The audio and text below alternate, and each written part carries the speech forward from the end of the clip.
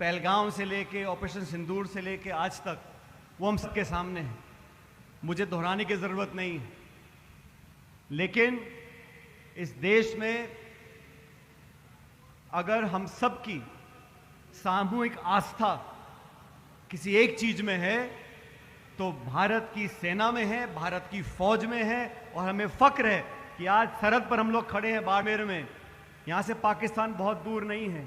यहाँ के रेगिस्तानों में हमारे सैनिकों ने खड़े होकर जो शौर्य का प्रदर्शन दिखाया और 9 आतंकवादी अड्डों को जो ध्वस्त किया, मैं हमारी सेना को साधुवाद देता हूं, धन्यवाद देता हूं कि अपनी जान की परवाह किए बगैर उन्होंने हम सब के मान सम्मान की रक्षा करी है।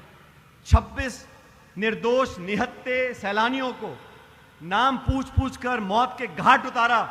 वो भारत की अस्मिता पर आक्रमण था, वो आतंकवादी घटना नहीं थी, वो भारत पर आक्रमण था। उसका मुंह तोड़ जवाब हमारी सेना ने दिया। मैं सेना को धन्यवाद देता हूं, हमारे फौजियों को धन्यवाद देता हूं और सेना के साथ साथ उन सैनिक के परिवारों को जिन्होंने अपने बच्चे बेटों को हमारी रक्षा के लिए सरहद पर भेजा है। मैं उन परिजनों का धन्यवाद देना चाहता हूं, पूरा देश धन्यवाद देना चाहता है। और ये सभा, जय हिंद सभा, हमारी पार्टी पूरे देश में कर रही है ताकि सेना को सलाम कर सकें, उनके पराक्रम और शौर्य को मान सम्मान दे सकें। इतिहास गवाह है, जब जब देश को ललकारा गया है हमारी सेना ने दुश्मन के दांत खट्टे किए हैं। दोस्तों, मुझे कहने में कोई संकोच नहीं है, इस देश में अलग अलग पार्टियां हैं। आज सरकार बीजेपी की, हम विपक्ष में हैं। एक समय था जब देश की संसद पर आतंकवादियों ने हमला किया था, वो भी पाकिस्तान ने करवाया था।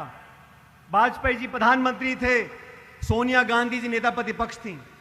उन्होंने सदन के पटल पे खड़े होकर बोला था कि वाजपेयी जी, हम आपके विरोधी हैं, हम विपक्ष में हैं, लेकिन आज लोकतंत्र के मंदिर पर हमला हुआ है, देश को जवाब देना पड़ेगा, हम आपके साथ खड़े हैं। ये राजनीति कांग्रेस पार्टी ने पहले भी दिखाई थी।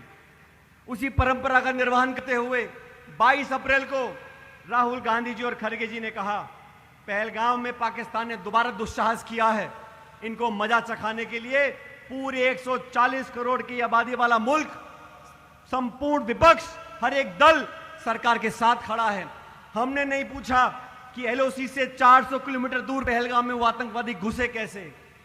हमने नहीं पूछा कि चूक कैसे हुई। आज देश पर घाव हुआ है, हमारी माता बहनें विधवा हुई हैं। आज हमें बदला लेना है। पूरा देश एकजुटता से खड़ा रहा और हमारी सेना ने वो कर दिखाया जो हमें उम्मीद थी।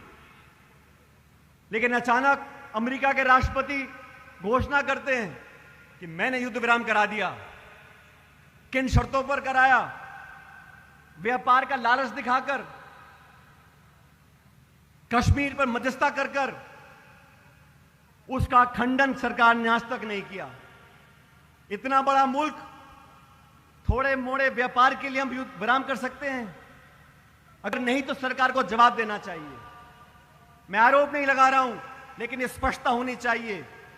आज कश्मीर पर चर्चा करना चाहते हो, मुझे खेद है दोस्तों, दुनिया के तमाम मुल्कों ने जब युद्ध विराम हुआ, किसी ने आतंकवाद का जिक्र नहीं किया, किसी ने पाकिस्तान समर्थित आतंकवादियों का जिक्र नहीं किया, भर्त्सना नहीं करी। वो पाकिस्तान जहां उसामा बिन लादेन मारा गया,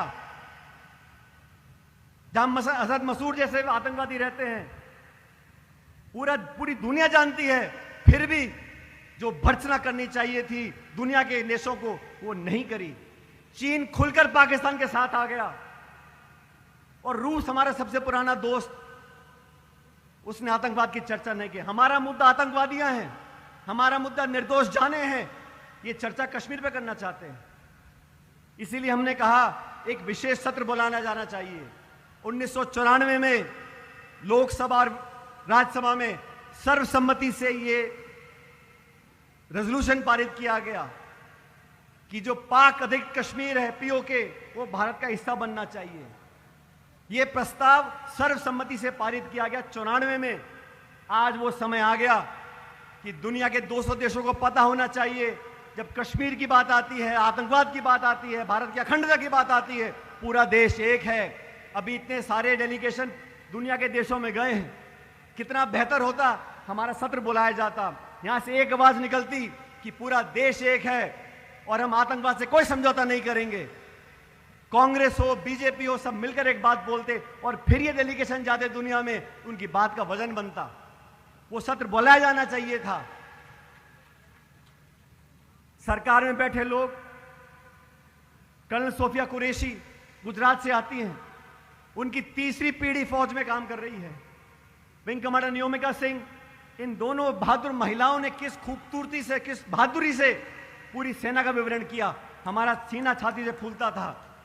और वो लोग जो शपथ के संविधान की बैठे हैं, मध्य प्रदेश के इस मंत्री ने क्या शब्द बोले कर्नल सोफिया के लिए। सुप्रीम कोर्ट को आदेशित करना पड़ा, लेकिन बेशर्मी की सारी हदें पार कर दी। आज तक उसका इस्तीफा नहीं लिया गया। मध्य प्रदेश के उप मुख्यमंत्री हो, हरियाणा के राज्यसभा के सांसद हो, मजाक उड़ाते हैं वीरांगनाओं का, हमारी सेना का, और आप कुछ बोलते नहीं हैं। भाजपा के शीर्ष नेतृत्व को माफी मांगनी चाहिए और बाहर निकाल देना चाहिए ऐसे लोगों को जो मंत्री बना के आपने बैठे हैं। हमारा पार्टी ने यह निर्णय लिया, हम जैन सभाएं करेंगे, लोगों के अंदर वो जज्बा जागरूक करेंगे, क्योंकि जब युद्ध विराम हुआ उसके 6 घंटे बाद पाकिस्तान ने सीज फायर का उल्लंघन किया, लगातार बमबारी करी राजौरी और पुंछ में। उस मुल्क का क्या भरोसा है? वो मुल्क दिवालिया हो गया है। हमारी अर्थव्यवस्था उससे 11 गुना बड़ी है। जहां इमरान खान जेल में है, सांसद जेलों में है, पाकिस्तान की सेना और आईएसआई उस देश को चलाती हैं, उनकी विश्वसनीयता बिल्कुल नहीं है। इसलिए सरकार को बहुत सावधानी से काम करना चाहिए।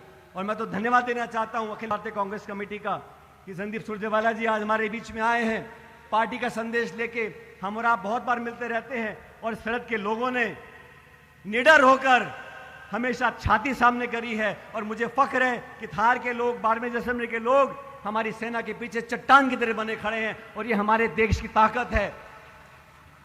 मजहब नहीं सिखाता आपस में बैर रखना, हिंदी है हम, हिंदुस्तान हमारा। ये जो हमको तोड़ना चाहते हैं मजहब के नाम पर, उनको मुंह तोड़ जवाब देना बहुत जरूरी है।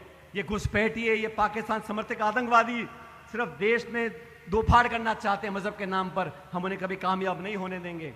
मैं धन्यवाद देना चाहता हूं जिला कांग्रेस कमेटी को, प्रदेश कांग्रेस कमेटी को, हेमाराम जी को, हरीश जी को, मिताराम जी को, सबको मिलकर यहां आमंत्रित किया।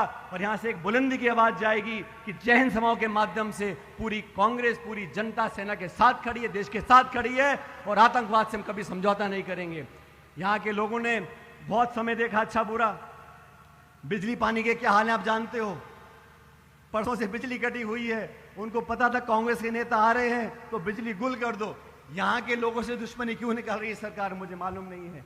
डबल इंजन की सरकार है, लेकिन फिर भी विकास ठप पड़ा है। आने वाला समय आप लोगों का है, समय बदलेगा। लेकिन आज सब इतनी कड़ी धूप में यहां पर आए हो, मैं आप सबका पुनः धन्यवाद करता हूं और उम्मीद करता हूं कि आज जो यहां से संदेश गांव और घर घर में जाएगा वो सेना और देश को ताकत देगा। बहुत बहुत धन्यवाद। राम राम साहब।